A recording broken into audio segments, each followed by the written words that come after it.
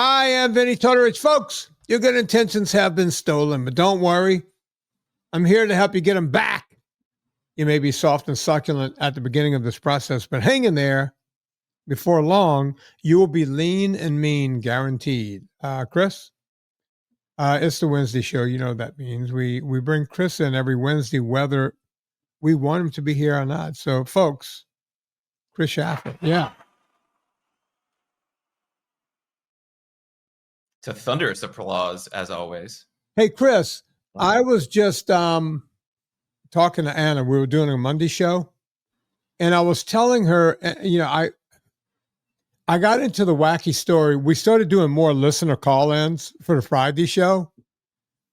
And I know we've talked, people are going to hear this on a Friday show.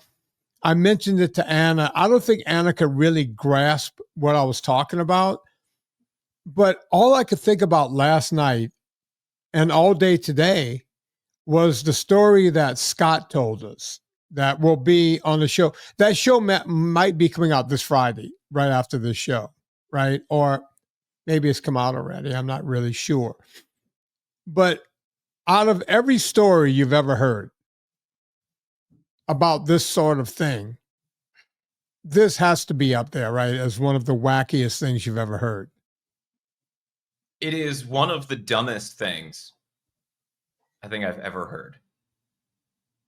And I think you and I were talking about at the end of that episode, Vinny. I said, I thought we hit peak stupidity a while ago, and apparently it just keeps coming. Well, we talked about it. Look, and Scott, we talked about this. Chris and I, stayed talking to each other after the show was over with. 20 minutes. I had never, it was like, why did they think, why did his kid think that? Right? Like, what was going on with his son that made him think his parents were in danger? So, Chris, I've recapped it the way I recapped it with Anna.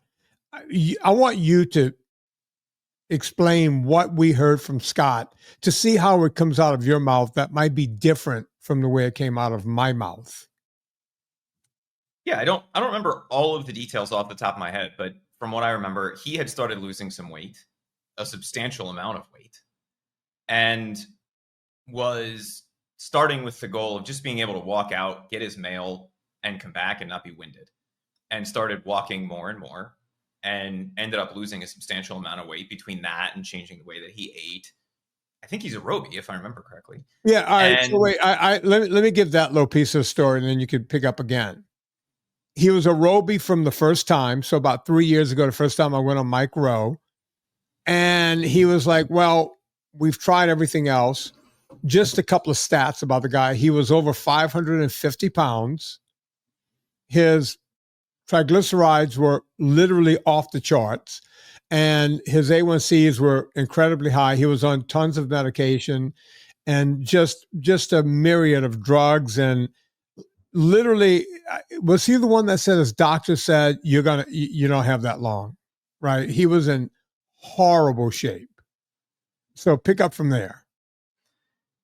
And decided he wanted to do something about it. I think one of the first questions he asked you is, why do we need a wake-up call in life to be able to start doing these things and thinking about these things? And decided to make his life better. And along the way, at some point, his wife also started making some of those changes. And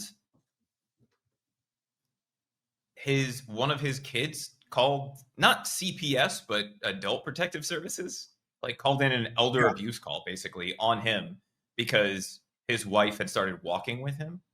Yeah. And they thought that was somehow elder abuse, and that he wasn't of sound mind and body to make the dietary choices that he was making.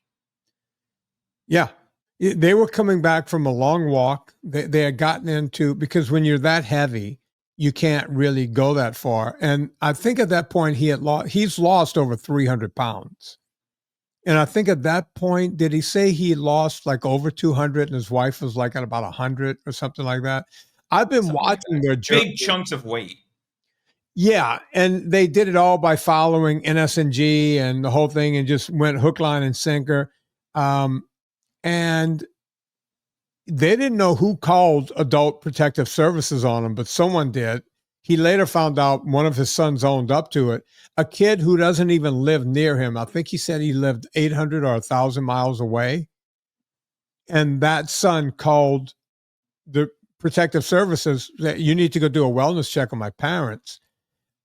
I think they're doing something crazy, and my dad has driven my mother to do this, or some crazy story. I'd never heard anything like that in my life.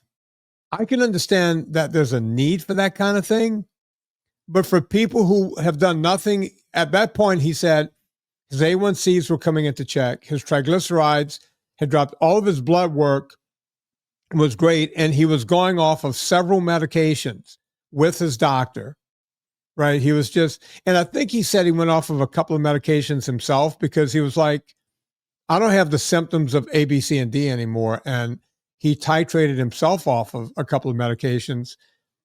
And this was crazy shit to his son. And his son was like, no, I'm calling protective services.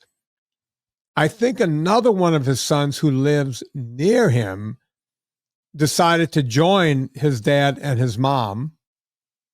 And he's down 90 pounds, right? Am I telling? And is a fitness trainer now. Yeah, he's helping other people. Yeah. I mean, are we living in bizarro world? I mean, you're losing weight and getting healthy?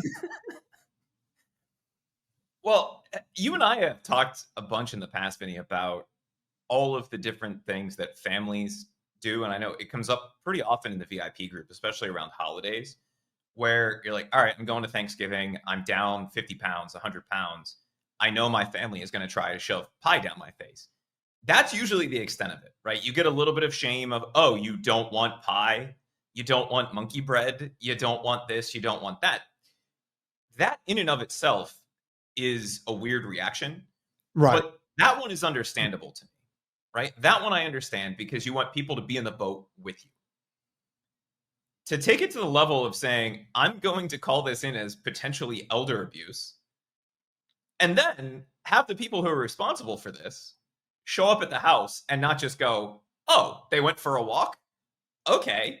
And maybe do a little bit of investigation. But it went well beyond that based on the story that we got from Scott. It was not like, oh, you guys aren't insane.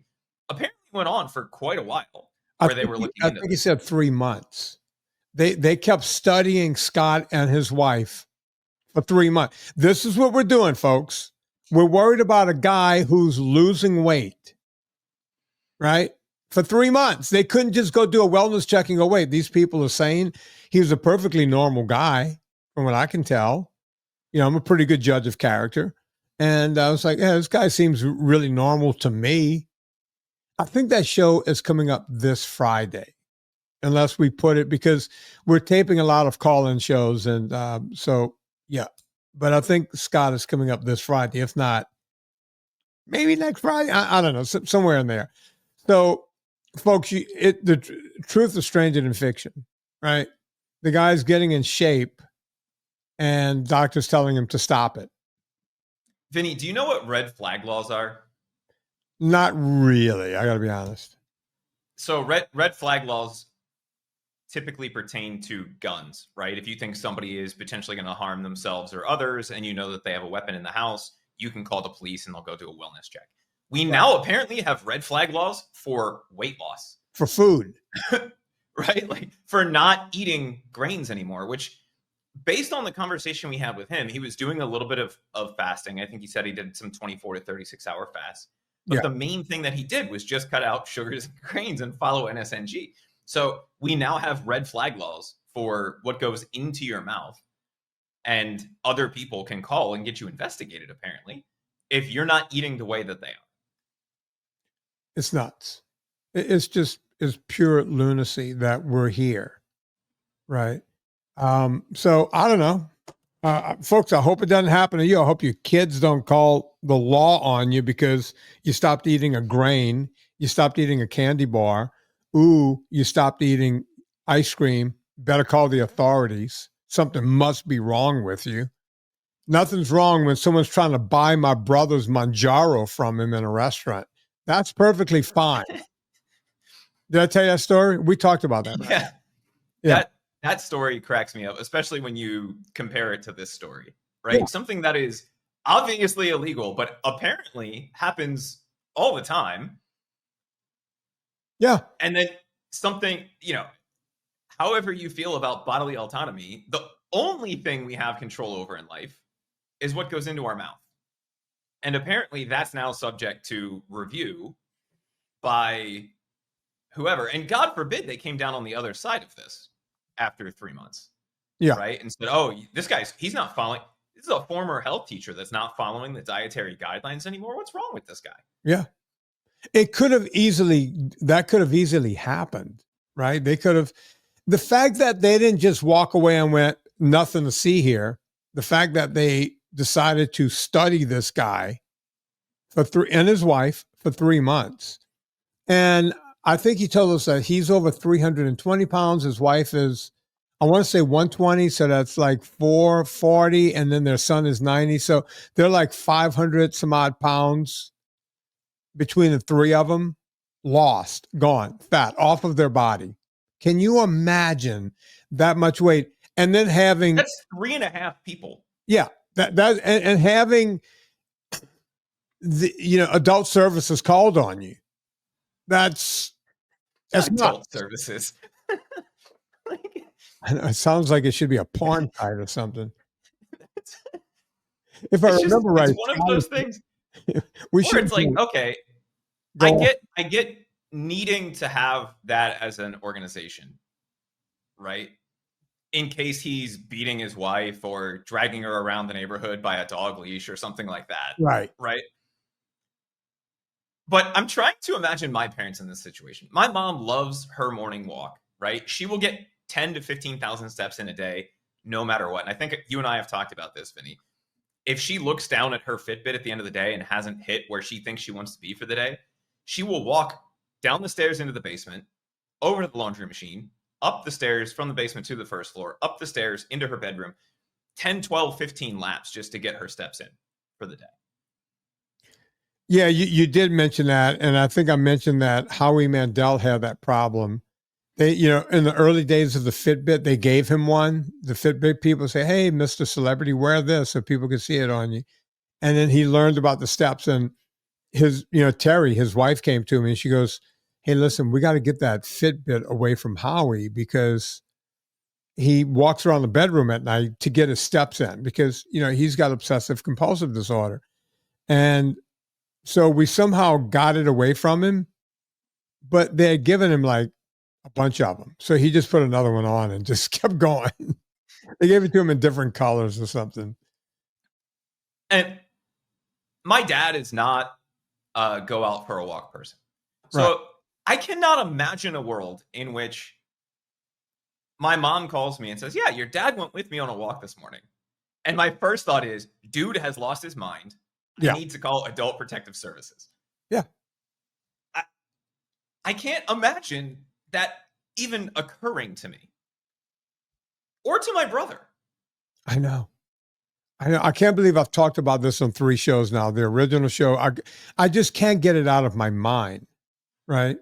It's one of those things that's driving me crazy, but let's not get hung up on that, folks. PureVitaminClub.com. They won't call Adult Protective Services on you if you take PureVitaminClub.com. That's a fact. That's never happened to anyone. You're taking the purest, the best vitamins on the planet. How do I know that? Because me and the guy on the other mic, we go out of our way to buy products. We buy the best raw products available. Guess what? They're easy to get because no one else is using them. They're too expensive. Other companies take shortcuts. And by the way, the reason we can do this is because I don't have a bean counter. I'm the guy that owns the company. In other words, if I wanted to run this company the way other companies were run, I would get myself something known as an accountant. And those guys would look around and go, hey, Vin, you can, what you're paying for these vitamins per bottle, you could get it down probably by $1 a bottle, which would be a lot. Right, Chris? I mean, just go down a whole buck. and you would, for everyone you sell, you're making an extra $1, you can get rich. Or maybe even more, maybe $2 a bottle. We don't do that. I purposely refuse to hire a bean counter. It's why we ended up in trouble when we had a supply chain, because we are that close to the quick. We do not mark these things up 1,000 times like most vitamin companies do. We're selling you guys an incredible product at the lowest possible price. PureVitaminClub.com. Go check it out right now. You're going to love the way you feel when you're taking PureVitaminClub.com vitamins. And hey, while you're on that website, guess what else you can get? You can get PureCoffeeClub.com on the same website. How cool is that? Yeah, I took over the company, so you're going to see a lot of cool shit happening. I've always been the owner of the company, but someone else ran it. And when I used to bring up these suggestions, I was shot down. Guess what? Not only do I not have a bean counter anymore, I'm running the show. I'm what you call the muckety muck. Go to PureVitaminClub.com or PureCoffeeClub.com. It'll take you to the same place, and you can do all of your shopping there. If you need anything else, just go to Amazon. You need washing detergent, you need dishwashing liquid, whatever you get on Amazon, go get it there. You want good coffee, you want good vitamins, go to PureVitaminClub.com. Boom. Chris, what's going on in the world? Oh, Vinny, do you want to start with something we talked about last week that has blown up? Or do you want to start with the turns out Vinny is right again portion of the show? You know what? Let's go with the Vinny is right again, because that doesn't happen too often. Well, I've brought up a few different times Beyond Impossible and how everything that you talked about in that movie is starting to come true. But you did a movie after that. What was that one called? I think it was Dirty Keto, right? It was called Dirty Keto, yeah. And for the people who haven't seen it yet, one, go to Amazon right now and watch it. It's worth an hour and a half of your time. What is the premise of that movie? Well, the premise is that, keto is a good thing. But, the industry, meaning the food industry, looked around and went, wait a minute, we can't make a dime off of telling people to just eat cleanly. So we're going to come up with crappy products and call them keto. And some of the things they do, I'm not going to tell you the whole movie because it would take me, you said an hour and a half, but this movie is actually 1 hour long. It's the shortest movie I've ever done. I did that on purpose because of attention spans. But, all of a sudden we started seeing things like net carbs, right? Total net carbs. And I was like, what does that even mean? It was something that was made up out of whole cloth. It doesn't exist. They just decided to subtract fiber in a product and say, okay, those carbs don't count. And it negates any other carb because it has fiber in it. There's no truth. And I could go on and on and on. Instead of sugar, they'll say, oh, we don't have any sugar in here. But they put, coconut sugar and agave and 20 different things, and you have more sugar than what you would have had to begin with. Bread is the same way. They did a bunch of things, and it's not keto at all. You think you're being keto, but you're not. Being keto means that you're actually in dietary ketosis. I can actually tell you, if you're eating any of these keto products, it will knock you out of ketosis. I've done experiments. I know this to be true. People wearing CGM started, when CGMs became a thing, they were like, oh my God, Vinny, you were right. I thought keto bread, I was like, Vinny Schmenny, Vinny, I know he's talking. They would have the CGM, they would eat the bread and go, oh my God, it's spiking just like I eat regular bread. Of course it is. Anyway, Chris, I could go on and on about my movie, but what did you learn? What makes me right? So there have been the first set of shots fired, the Lexington and Concord of legal battles over these label claims just dropped in Montana. They're also filing in California and I think it was California and Arkansas against a very specific product, Vinny, that comes up probably on every phone call that you do. I don't know because I don't sit in on those, but it comes up on every VIP call or every other VIP call. It's an electrolyte product. Let me guess. Either it's probably LMNT or all right. So Liquid IV. I was going to say Element or Liquid IV. So what are they saying about Element?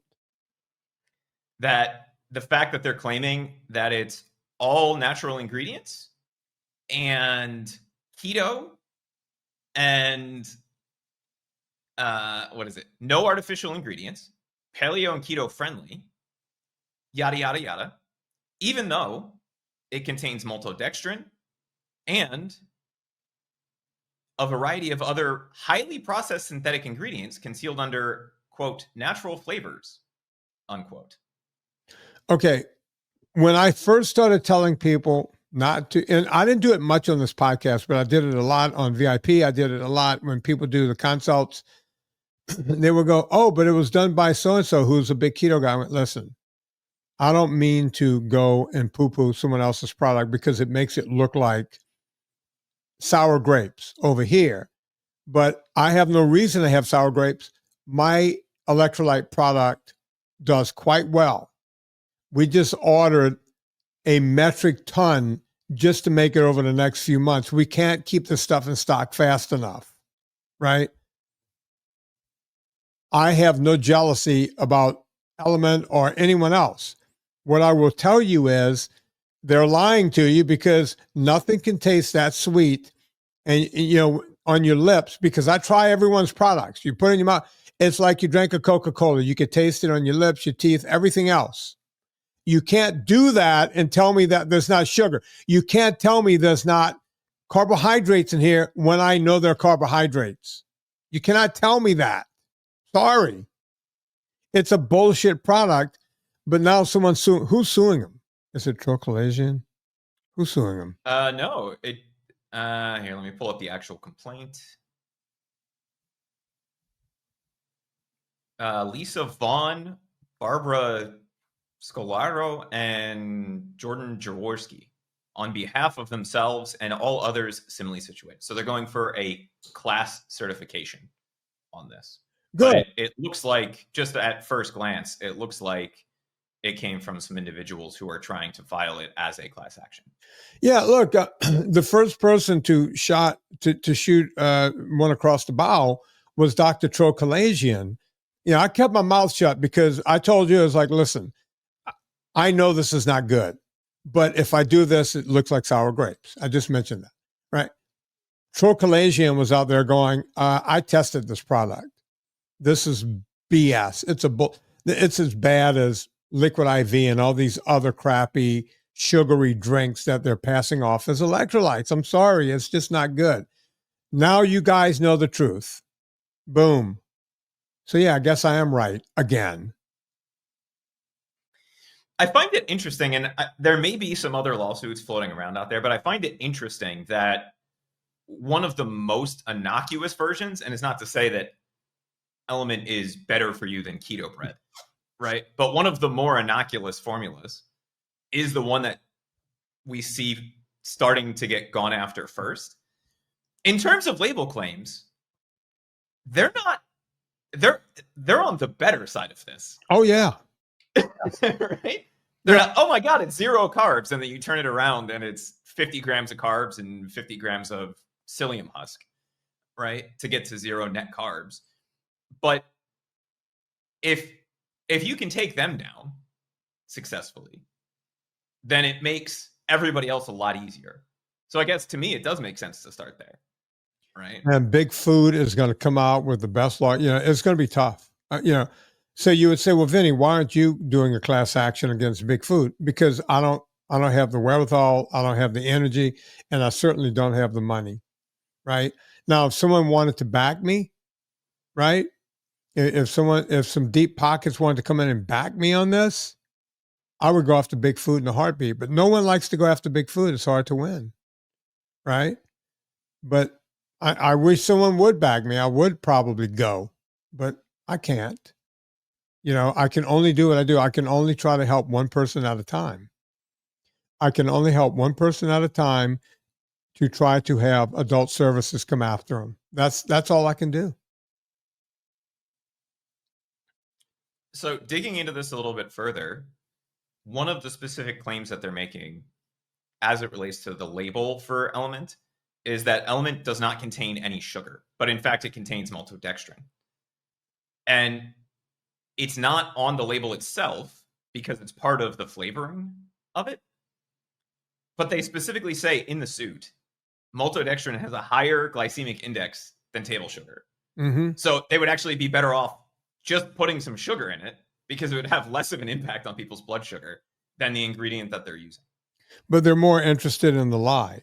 Chris, do you know who came up with dextrinization? No. You know? I do not. Dr. John Kellogg, guy in that makes sense. Yeah. He was the guy that first figured out if you burn grains long enough, you can burn them into dextrose, which is sugar, right? You could take a complex carbohydrate and literally burn it into a simple carbohydrate. And I'm dummying it down, but he was the guy that figured out we don't have to call it sugar. We could call it dextrose, which is, the song More Human Than Human. You ever hear that song? Yeah. This is more sugar than sugar.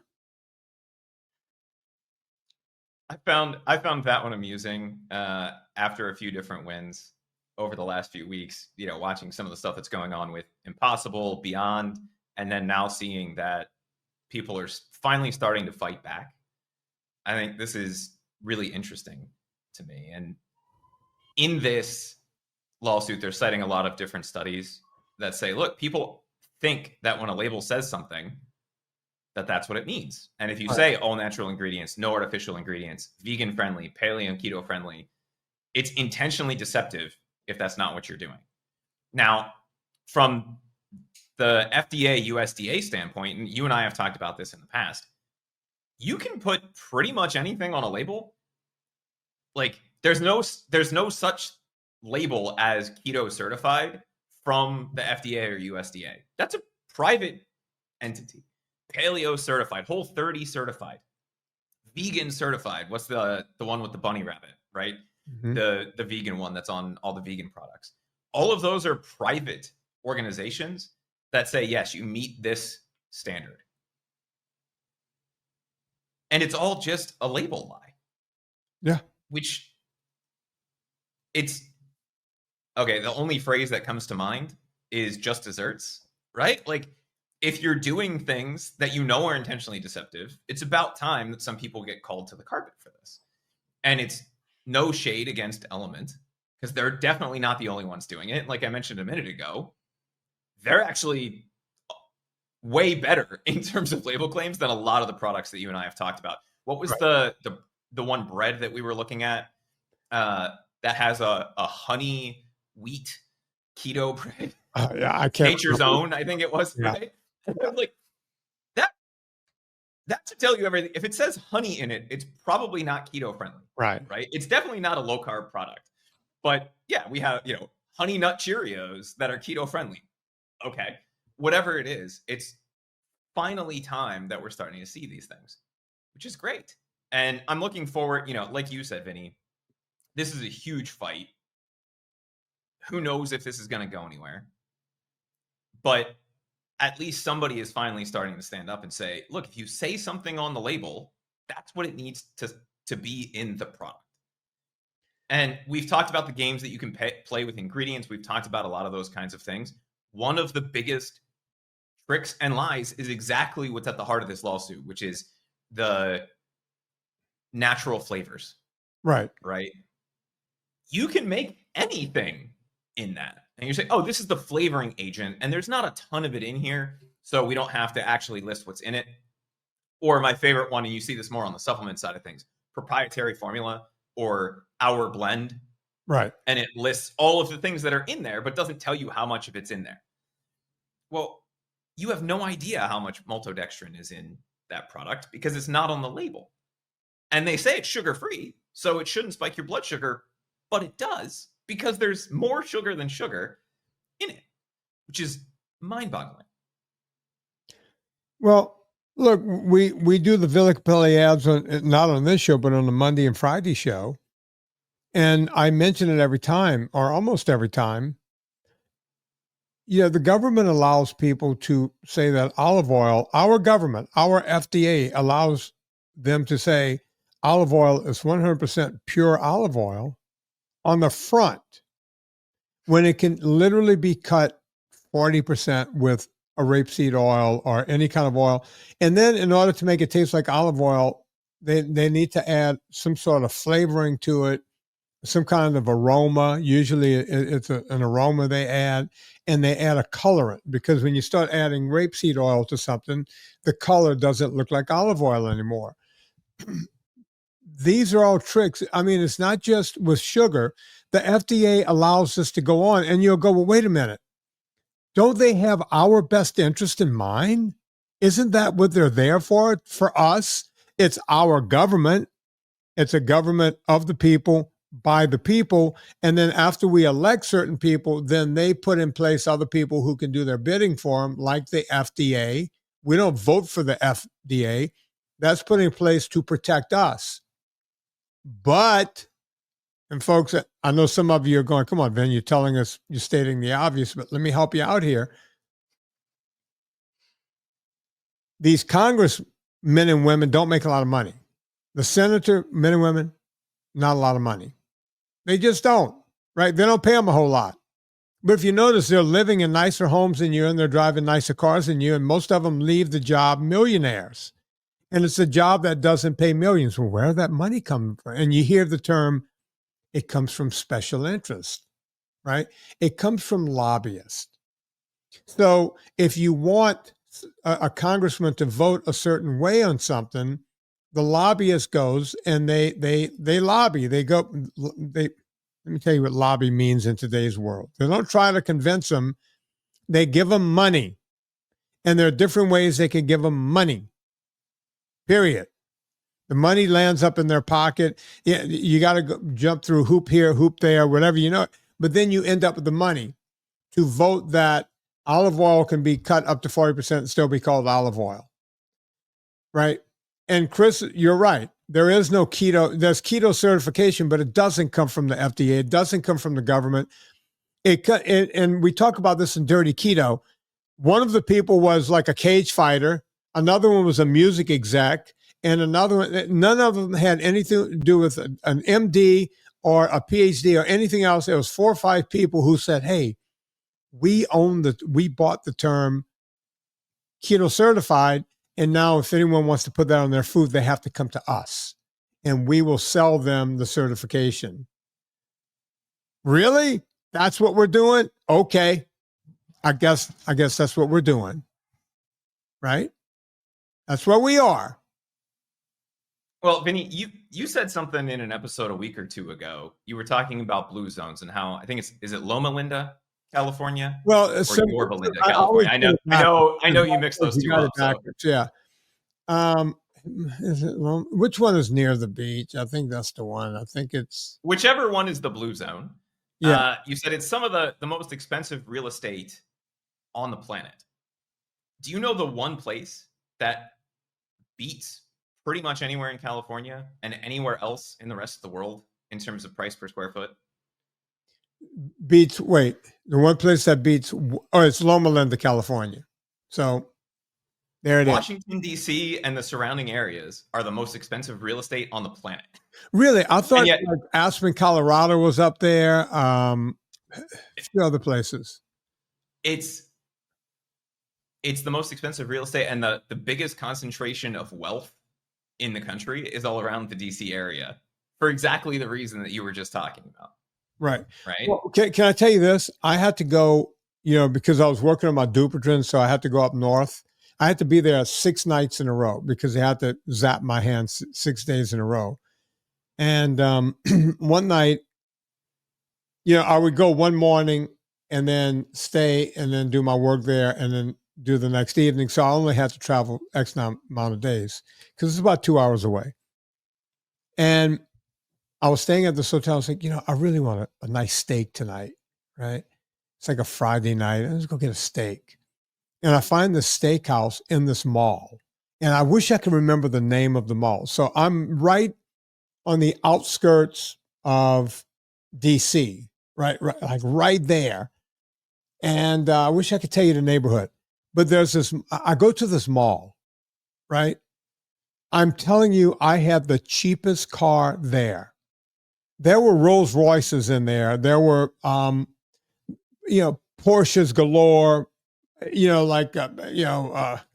nice size Mercedes and BMWs. And there were more G-Wagons. I haven't seen that many G-Wagons since I left Los Angeles, which is the capital of the G-Wagon, right? I'm seeing all of these expensive cars. And I'm like, and this is in a mall parking lot, like in the enclosed structure. I'm like, where the hell am I? I walked into this mall. It was like walking onto Rodeo Drive. They had like Ferragamo, Ferragamo shoe store. What do you call that? When you have like a main store, it's just kind of like an anchor location, like an anchor store. Yeah, it's not. They're not selling Ferragamos at like a department store, like at Neiman's. There's a Ferragamo store. There's a Bulgari. Do people even know what Bulgari is? It's like Bulgari it's an Italian jewelry store. It's like the most ornate, expensive, you name it. You name the store. Gucci, that was common, right? Like a Gucci flagship. Flagship is the word I was looking for. All these flagship, the same way they have them on Rodeo Drive. It was like Rodeo Drive in the mall. And I was like, where? And I walked into this incredible steak restaurant inside the mall, had a great dinner. And when I left, I'm like walking around going, there's nothing but flagship after flagship after flagship. Where am I? So I got back to my room and called Serena to tell her good night. She goes, what did you have for dinner? I said, I went out for a steak. And I told her, I said, I'm at this place. I went to this mall. She goes, oh, yeah, that's considered like the market. Like people talk about that place. It's a big deal, right? She goes, I've always wanted to go there just to walk around and look around, right? One flagship store after another. I've never seen anything like that, Chris, in my entire life, unless I've been in places like Aspen, like, the Champs-Élysées in France, like Beverly Hills, Rodeo Drive or Beverly Drive, which is also crazy. This was like that, which lets you know this ain't a normal amount of money in this neighborhood. These are billionaires and multi-millionaires, right? This is what we're dealing with. Was it City Center? It doesn't ring a bell. I'm seeing Ferragamo, Breitling, Burberry, Bulgari. Yeah. I mean, do people even know what Breitling is? It's expensive watches like Rolexes, pretty much. Right? Yeah, it's Rolexes for rich people. I mean, I know about all this stuff because I worked with very rich people. That was my career, was to go work with people with a lot of money, right? And these are the kind that I know all the brands and all the stuff because I've been looking at it for years. And I know what it is. I can spot a Birkin bag from 10 miles away. Like, I used to have buddies say, are you gay? It's like, no, why? It's like, you know what a Birkin bag is? And you can spot a real one from a fake. It's like, yeah, I've been looking at them my whole life. As a matter of fact, it's an overweight bag. It's not very practical. It was made for Jane Birkin, a model, because some guy wanted to sleep with her and she had some crappy bag. She was like one of the top models. Do you know the story behind the Birkin bag? I don't. Do you even know what a Birkin bag is? I don't. Look up Birkin bag. I think they're like, I'm not kidding, like $50,000 for like a simple leather purse. And it was made for Jane Birkin, this really kind of slinky hot model from the 60s or 70s or something. And she got on a plane one day with this crappy bag and this guy was hitting on her and says, I need to design a bag for you. And I can't remember who designed the original Birkin bag. Do you see it there? Good God. So the cheapest one is almost exactly what I paid for my first car. Which is how much? Just a shade over 10 grand. Okay. What is like the Birkin bag? Like there's the flagship Birkin bag. That's like 50 grand, right? Or something like that. So they go up to $2 million apparently. Yeah, but look, you could buy a Legno knife for $10, $12, $15,000, right? I could get into expensive shit because I've been around it my whole life. I've always marveled that people spend this kind of stuff. But what is it like? They don't actually have the prices on their site, which I guess I shouldn't be surprised about. Let's see, what is this? Jane Birkin. Here we go. I'm looking up just to give the audience. Jane Birkin, she died. 26 seems to be the, like 25, 26,000 seems to be the kind of their standard bag. Yeah. 26,000. I mean, you could buy a Toyota for that. Jane Birkin died in 2023. She was born in 1946, was a British French actress, singer, and designer. She had a prolific career as an actress, mostly in French cinema. A native of London, Birkin began her career as an, her career Okay, minor. They're so expensive you can't buy one unless they invite you to. Yeah. I'm trying to figure out the part about the Birkin bag, but you get the idea, right? She was the Birkin bag was made for her. That's the world we live in, Chris. But how did we get onto this? I can't even remember how we ended up here. Mind-boggling. That's got to be where you were, because you and I have talked about you ate at the Double Eagle Steakhouse. That's at DC City Center. Okay, that might be it. That might be it. But it was nothing like I said, when you start looking at, when you see Bulgari written anywhere, when a word starts with a B and goes right to a V and is pronounced Bulgari, you know you're looking at some expensive shit. Right? And that's the cheap stuff. Your $200 12-ounce steak was the least expensive thing in that mall. Right? No, I didn't spend $200 on a steak. I could tell you that. I think there's a grand total of, I think, 4 restaurants, at least in the directory for this place. And one of them is a bakery that starts at like $40 for a cupcake. Jesus Christ. All right, folks, that's where your money's going. You wonder who's getting your money. It's all of these people in Washington, D.C. I'm telling you. Money floats around there like you wouldn't believe. Speaking of people in D.C., you and I talked last week, Vinny, about the Pete Hegseth RFK 100 push-ups and 50 pull-ups challenge, right? Yeah, a lot of people seem to be wanting to do that challenge now, and everybody's just like cheating and everything else. But go on. So our friends, I'm saying that with air quotes, over at the New York Times, put out an article about this week. Okay. And you and I talked, I think it was last week, about, okay, it's a nice goal. Maybe don't try to do it in 5 minutes or 10 minutes, which was the recommended time. And they talk a little bit about that in the article. But what do you think the conclusion was of the New York Times article about why this is a horrible thing for people to be aspiring to do? Okay, so it's the New York Times. Now, I'm going to try not to be political, but the New York Times is a very political newspaper. I'm going to guess that they're saying that, and by the way, I have no idea because I never know what you're going to talk about. Their take on this is going to be something in the neighborhood of, it shames people who can't do it. Am I somewhere near? Pretty close. All right. They surveyed a bunch of trainers, and a few of them said, yeah, that's not how you do a real pull-up. And they would be correct. That's not how. And we talked about that. Mm-hmm. But one of their biggest issues with this whole thing was that they had many fitness experts believe such a regimen is not feasible for the majority of people. You just can't do it, so you shouldn't even try. That's where I have a problem. If you can't do, you see, my whole thing in life, the way I got off of a bayou, no one leaves the bayou.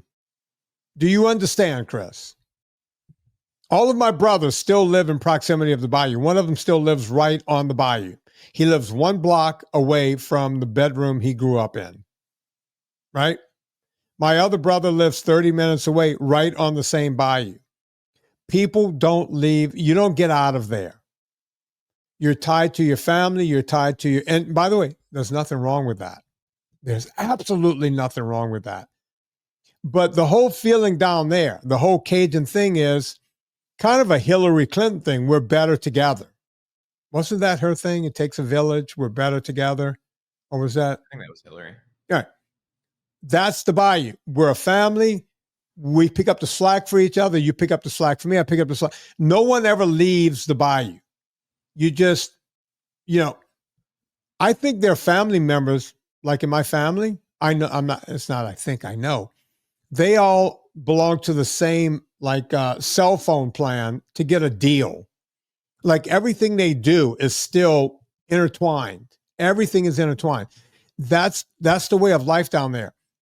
To do what I did, to walk away from that and to go out on your own, they don't even understand that, right?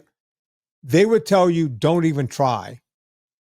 I was laughed at by relatives. I had a great uncle who just went around and would tell anyone who would listen, can you believe, talking about me, can you believe this idiot? He's got a degree and he's not going to come back and he can be the head football coach in Donaldsonville.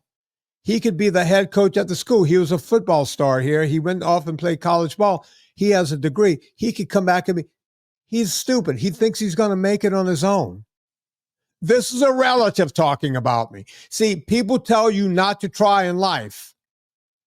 And let's go back to our friend Scott. He finally wakes up one day, he and his wife, and go, you know what? We don't want to die like this, right? We don't want to die being 550 pounds. We want to try. We want to do something. They do something, and they do it so well that their own kids, one of his kids, got jealous and said, wait, you tried? How dare you? Now I sound like, what's her name? Greta Thunberg. How dare you try? And that's all we have to do in life.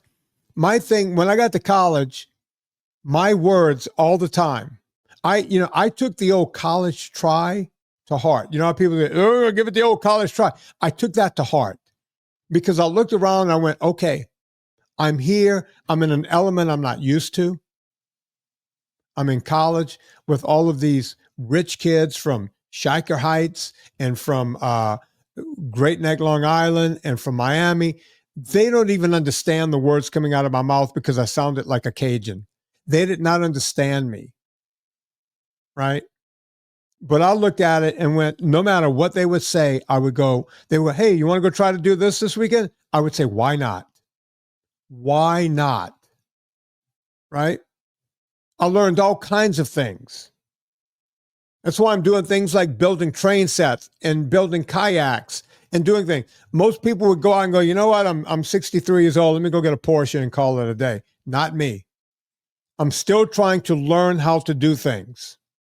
I'm hiring people. That's what I'm doing with my money. I'm hiring a guy to teach me how to build a train set. Right? How dare you call the authorities on your parents because they're doing something worthy? Right? How dare you? But hey, that's where we are. We live in that world. I didn't mean to go off on a tangent here, Chris. That's the moral of this story, right? And I understand, and we even talked about it last week when this came up, right? If you've never done a push-up, sitting down tomorrow and thinking you're going to pound out 100 push-ups is probably not something you should do. If you've never done a pull-up, you probably shouldn't try to do 50 tomorrow morning. But to say that you shouldn't do it or that we should be concerned that we're setting standards that are more than nothing and that an achievable goal, which anybody can build up to 100 push-ups, anybody can build up to 50 pull-ups. Right. Make that your goal. It doesn't have to be this thing where you're like, oh my God, it's totally unattainable for the average person. Yeah, because the average person is shoveling 15 servings of grains into their face on a daily basis. Right. And they're not working on it. You've talked about your grandparents and your great grandparents, Vinny. Oh yeah, a lot. Could you imagine any of them not being able to do 100 pull-ups or 100 push-ups at some point if they had to? Like it, this is not. We've shifted the Overton window so much of what is normal to say that you shouldn't be able to do this. 100 push-ups is not that many push-ups, Right. right? It's a lot if you've never done them, but in the grand scheme of things, it's not that many. 50 pull-ups is not that many pull-ups to be able to do, to have the capacity to do. Are you going to do it on a daily basis? No. Should you be pounding them out as fast as possible? No, but it's not an unrealistic goal to set. And to just say, oh, well, the average person can't do it. Maybe the problem is with the average person, not with the goal. Does that make sense? Yeah. And I don't think the problem is with the average person, but it's what the average person is told they can't do. Example, I've had mostly women, by the way, in the consults. I do consultations 5 days a week. Folks, you guys can sign up for them over at VinnieTortorich.com. But I'm pointing over to my pull-up bar. But women will say to me in the consult, I've never been able to do not even one pull-up. Not one. And I'll say, what if I told you that within the next 6 or 8 months? Now, if you're morbidly obese, it's not going to happen in 6 months. You need, it becomes a weight issue, right? If you're 300 pounds and you're a woman, hell, if I can do 20 pull-ups right now, right? If you put a vest on me or hung another 100 pounds on me, I might be able to do 2, right? I would lose 90% of my ability just by adding 100 pounds to me. I would go from 175 to 275. And I doubt I would be able to get more than 2, right? And probably strip a gear. So if someone is of normal weight and I tell them in 6 months, I can have you doing at least 3, if not 5. In 6 months from then, if you keep up, you'll be doing 10. And I'm not talking about these little monkey fucking a football kinds. I'm talking straight arms, chin above the bar, straight arms out again, chin above the bar. That's what I'm talking about. Okay? And they'll go, well, how am I going to do that? And of course, I'm not going to tell you here on the show because it's too complicated, but I've given people the instruction and how to do it during the consultations. As a matter of fact, after we get out the regular videos, the workout videos, I'm doing the at-home version that people, and I'm going to show them how to do that in the at-home version, right? It's not rocket science. It really isn't. And anyone can do it. And I hate when trainers go, can't be done, can't do it. Really? Really? We're not there. I'm not doing this. Sorry. Well, and that I think is the thing that set me off with that story. We took the warning portion of that and then said, well, it's just not attainable for people. So many fitness trainers just said that this isn't attainable. Right. For the average person. And it's not the goal that's the problem. It's the limitation that we're saying, this is how far the average person has come. Right. That it just shouldn't be something you think about. You should dismiss it as this weird thing that fitness people do, or this weird thing that the Secretary of Defense did, right? Like whatever that is, instead of saying, look, you can work towards this. And this should be something that's attainable for the average person. The problem is we've added 200 pounds or 150 pounds to the average person in the last 50 years. And we no longer have an idea of what we're capable of because we literally are bogged down and we're breaking under the weight of our own weight. Yeah. And it can become attainable, but the first thing you would have to do is lose the 200 pounds. So you would have goals on the way. So yeah, would you do it right away? No. But if you can attain one goal after another, you can eventually do it, right? Anyone can. I hate when humans, I hate the word can't. It's never worked for me. If I believed in can't, I'd still be on the bayou. Sorry, I would be. you have to believe you can do things and you have to work towards it. And none of it is easy, right? People, used to ask me when I, do these ultra cycling races that would go for 48 hours. They were, how do you do it? And I would say, I know this is going to sound like I'm putting you off, but you do it 1 mile at a time, right? 1 mile becomes 2, becomes 3. Before you know it, you're at 100. Before you know it, you're at 200. You're at 300. Before you know it, you're at 600, and the race is over with. But you can't do it unless you do the first mile first. And everything in life is that. Everything. Chris, we're going to make that the final word. How are we doing with the editor, and where are we with the workouts? Good. We should have the re-edits on the one you and I took a look at back. Mm-hmm. And then we're going to be working on the other 2 sets. Cool. I'm assuming once he leaves here in a few days. But yeah. Okay. So that's getting there. We're working on it, folks. I'm sorry it's taken so long. We've been talking about it forever, but it's going to be worth it once we have it. You can check out Chris on X. It's, what is it? NSNG Chris on X. Yep. He will answer your questions. I'm there also. You know what to do. We all go shopping on Amazon. Before you go to Amazon, go to VinnieTortorich.com. Click through the banner. Puts coal on the fire, gets my train down the track. We said something that reminded me of this song, so we're going to play it here at the end.